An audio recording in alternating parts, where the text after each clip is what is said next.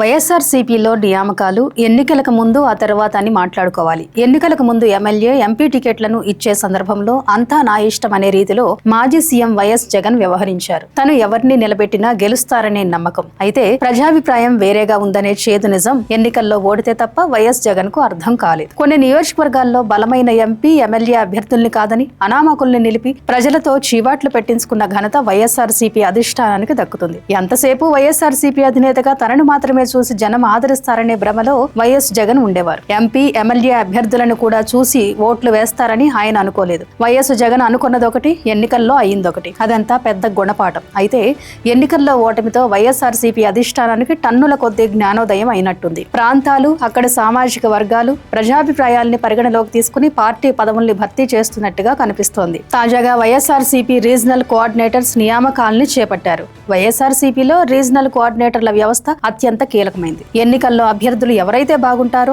Regional కోఆర్డినేటర్లే నిర్ణయించే పరిస్థితి. 3-4 నెలలకు ఒకసారి జిల్లాల్లో సభలు, సమావేశాలు నిర్వహిస్తూ ఏ నాయకుడు బాగా పనిచేస్తున్నారో రీజనల్ కోఆర్డినేటర్లు గమనించేవారు. వారి పనితీరుపై వైఎస్ జగన్మోహన్ రెడ్డికి నివేదించేవారు. అందుకే రీజనల్ కోఆర్డినేటర్లతో ఎమ్మెల్యేలు, నియోజకవర్గ ఇన్ఛార్జీలు బాగా ఉండేవారు. వైఎస్ జగన్ అంటే ఎంత భయభక్తులతో మెలిగేవారో అంతకంటే రీజనల్ కోఆర్డినేటర్ల మాట వింటే వణికిపోయేవారు. ఒకప్పుడు రీజనల్ కోఆర్డినేటర్లంటే పెద్దిరెడ్డి రామచంద్రారెడ్డి, ఆయన తనయుడు మిథున్ రెడ్డి, సజ్జల రామకృష్ణారెడ్డి, విజయసాయిరెడ్డి, వైవి సుబ్బారెడ్డి పేర్లు మాత్రమే వినిపించేవి. వీళ్ళందరినీ చూస్తే వైఎస్ఆర్సీపీ రీజనల్ కోఆర్డినేటర్ల కంటే రెడ్ల సంఘానికి ఏమైనా ప్రాంతీయ నాయకులనే అభిప్రాయాన్ని టీడీపీ ప్రజల్లోకి చొప్పించింది. అందుకే వైఎస్ఆర్సీపీ అధికారంలో ఉండగా మిగిలిన సామాజిక వర్గాలను ఆకట్టుకోకపోగా దూరం చేసుకోవడాన్ని గమనించవచ్చు.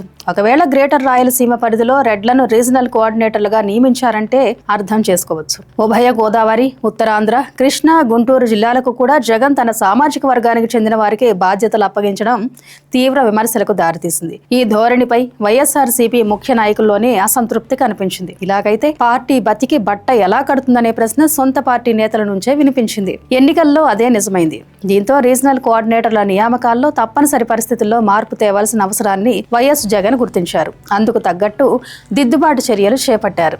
తాజాగా ఉమ్మడి తూర్పు గోదావరి జిల్లాకు బొత్స సత్యనారాయణ, ఉమ్మడి పశ్చిమ గోదావరి జిల్లాకు గుడివాడ అమర్నాథ్, ఉమ్మడి విశాఖపట్నం, విజయనగరం జిల్లాలకు కురసాల కన్నబాబు, శ్రీకాకుళం, పార్వతీపురం, మన్యం జిల్లాలకు బూడి ముత్యాల నాయుడు నియమితులయ్యారు. ముఖ్యంగా ఎన్నికలకు ముందు విశాఖ రీజనల్ కోఆర్డినేటర్లుగా విడతల వారీగా విజయసాయిరెడ్డి, వైవి సుబ్బారెడ్డి, అలాగే ఉభయ గోదావరి జిల్లాలకు పెద్దిరెడ్డి మిథున్ రెడ్డిలకు బాధ్యతలు అప్పగించారు. ఒకే సామాజిక వర్గానికి చెందిన వారికి, అది కూడా వేరే సామాజిక వర్గాలు బలంగా ఉన్న చోట బాధ్యతలు అప్పగించి భారీ మూల్యం చెల్లించుకోవాల్సి వచ్చింది. ఉత్తరాంధ్రలో బీసీలు, అలాగే ఉభయ గోదావరి జిల్లాల్లో కాపులు, దళిత సామాజిక వర్గాలు ఎక్కువ. ఇలాంటి చోట ఆ సామాజిక వర్గాల నుంచి ప్రాతినిధ్యం వహిస్తున్న బొత్స సత్యనారాయణ, గుడివాడ అమర్నాథ్, కురసాల కన్నబాబు, ముత్యాల నాయుడుకు రీజనల్ కోఆర్డినేటర్ల బాధ్యత అప్పగించడం తెలివైన పని.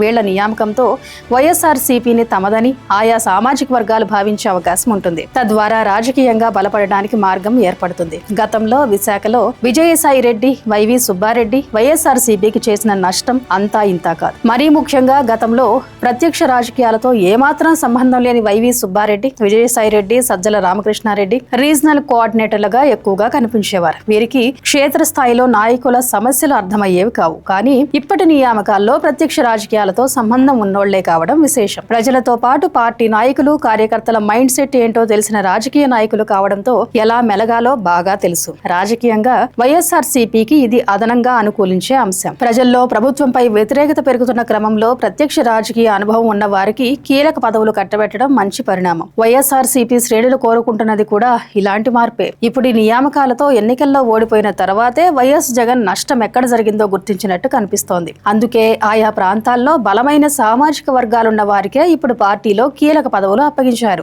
ఇది వైఎస్ఆర్సీపీలో చోటు చేసుకున్న భారీ మార్పుగా చూడాల్సి ఉంటుంది. వైఎస్ఆర్సీపీలో బలమైన నాయకత్వానికి కొరత లేదు. అయితే వారిని ఉపయోగించుకోవడంలో ఇంతకాలం పార్టీ అధిష్టానం ఉదాసీనంగా వ్యవహరించింది. ఎన్నికల్లో తీవ్ర ప్రతికూల ఫలితాలు రావడంతో ఎట్టకేలకు జ్ఞానోదయం అయిందనే మాట వినిపిస్తోంది. చూడాలి మరి ఇప్పుడు జగన్ తీసుకున్న నిర్ణయం తాలూకా ఫలితాలు క్షేత్రస్థాయిలో వైఎస్ఆర్సీపీ బలోపేతానికి ఎంతవరకు ఉపయోగపడతాయో అన్నది. Thank you for watching. Please subscribe to Khyati connects.